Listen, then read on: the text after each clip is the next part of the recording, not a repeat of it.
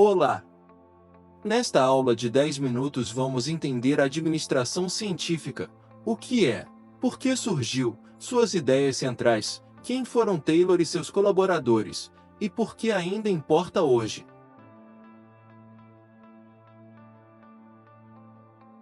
A administração científica é a aplicação de métodos científicos ao trabalho para planejar, medir, treinar e organizar tarefas, substituindo a experiência empírica e o improviso por procedimentos padronizados e dados objetivos. Taylor propôs desenvolver uma ciência para cada elemento do trabalho, em vez de deixar cada pessoa agir por regra de mão.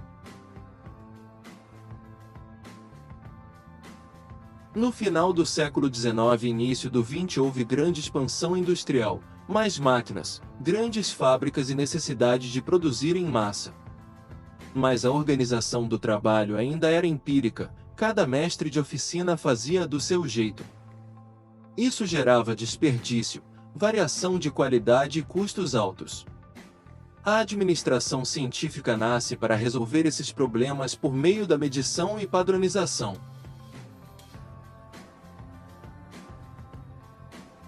Antes do Taylorismo, o trabalho era artesanal, conhecimento guardado pelo mestre, soluções por tentativa e erro, pouca replicabilidade. Chamamos isso de administração empírica, não há método científico, há prática acumulada. Por isso, não dava para escalar com previsibilidade. Principais problemas: 1. Desperdício de movimento e tempo. 2. Ausência de padrões. 3. Seleção e treinamento improvisados. 4. Falta de controle de custos e qualidade. Esses problemas alimentaram a busca por uma gestão mais sistemática. A essência: estudar o trabalho em detalhe. Isso envolve observar a tarefa, separar seus elementos, medir tempos, eliminar movimentos inúteis e definir o método padrão. Treina-se o trabalhador nesse método e cria-se um sistema de controle para garantir que o método seja seguido. Ou seja, planejar, medir, treinar e controlar. Chamamos de científico porque usa experimentação, testar movimentos, medições, cronômetro, padronização, documentar o método e análise, comparar alternativas, tudo registrado e replicável em dados, não em opinião. Taylor defendia que existe um one best way, o melhor modo, cientificamente encontrado, para executar cada tarefa. Não é força bruta, é análise e prova empírica de qual método gera menor custo e maior produtividade. Taylorismo é um modelo prático decorrente dessa ciência do trabalho. Objetivo: tornar o trabalho nas primeiras indústrias mais racional, aumentando produtividade e reduzindo custos. Método: estudos de tempos e movimentos, separação entre planejamento, gerência e execução, operários, incentivos por desempenho.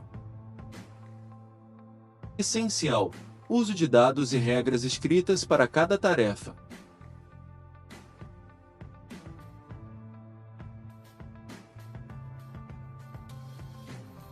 Frederick W. Taylor, de 1856 a 1915, engenheiro mecânico americano, é considerado o pai da administração científica.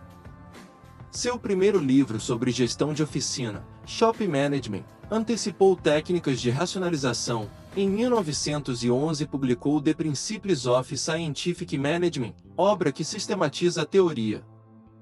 Ele defendia que ciência e cooperação entre empresa e trabalhadores permitiriam salários maiores e custos menores.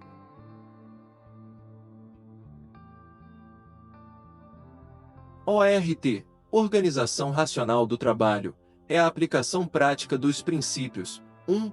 Planejamento, substituir improviso por procedimentos estudados. 2. Preparo, selecionar e treinar cientificamente os empregados. 3. Controle, acompanhar e garantir que as normas sejam seguidas. Agora vamos aprofundar nas contribuições de quem pegou as ideias de Taylor e as levou adiante: os Gilbert, Gantt, Emerson, Ford e Fayol. Frank e Lillian Gilbert foram pioneiros dos estudos de tempos e movimentos, mas com uma marca própria. Além de buscar eficiência, eles se preocuparam com a redução da fadiga e com a ergonomia. Uma inovação famosa do Gilbert foi a classificação das unidades de movimento chamadas Terblix, pequenos elementos como pegar, posicionar, soltar, que permitiam analisar passo a passo. O diferencial deles em relação a outros, enquanto Taylor priorizava tempos e regras, os Gilbert combinaram filmagem, análise micro-movimento e atenção ao aspecto humano, o que influenciou a ergonomia e a engenharia de métodos até os dias de hoje. Henry Gantt trouxe uma ferramenta simples e poderosa, o gráfico de Gantt, que mostra tarefas em uma linha do tempo, barras horizontais que representam quando cada tarefa começa e termina. Com isso ficou fácil visualizar o plano versus o real. Gantt também trabalhou sistemas de incentivos. Ele propôs formas de remuneração que conectavam desempenho e pagamento, mas sempre com clareza, indicadores que mostravam o que foi planejado e o que foi cumprido. Diferente de uma supervisão puramente repressiva, o gráfico torna visíveis metas e atrasos, facilitando a coordenação. Na prática, o gráfico se tornou base para planejamento de projetos, controle de produção e, mais tarde, ferramentas como PERT e CPM.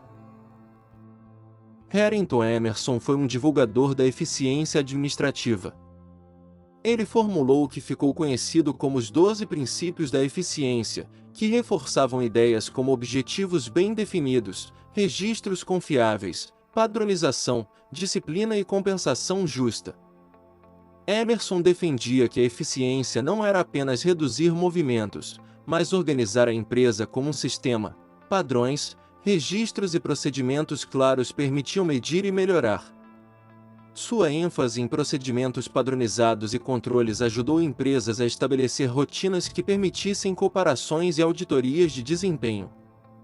Em resumo, enquanto Taylor e o Gilbert lidavam com o micro do trabalho, Emerson atuou como um ponte entre eficiência operacional e gestão mais ampla, oferecendo princípios práticos para aplicar rotinas em todas as áreas da organização.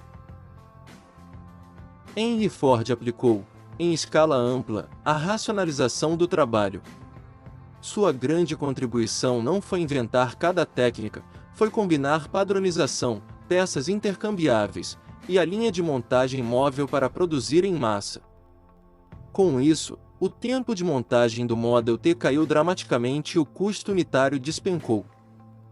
Ford também introduziu práticas como a padronização absoluta de peças e estações de trabalho onde cada operário realizava um conjunto reduzido de movimentos repetidos. O resultado: velocidade e previsibilidade. No entanto, a linha de montagem intensificou a crítica sobre desumanização. Os trabalhadores tinham tarefas altamente repetitivas. Mas o legado de Ford foi crucial para a indústria moderna: produção em massa, economia de escala e o conceito de fluxo contínuo, que mais tarde influenciaria o pensamento de Lean Manufacturing.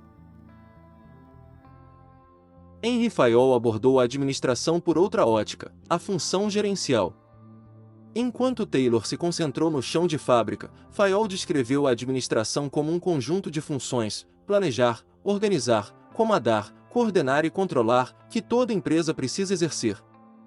Fayol também sistematizou princípios de administração, divisão do trabalho, autoridade e responsabilidade, disciplina, unidade de comando, unidade de direção, remuneração justa, centralização vs descentralização, entre outros. Esses princípios dão ferramentas para gestores estruturarem a organização como um todo, não só a execução do trabalho, mas a coordenação entre departamentos.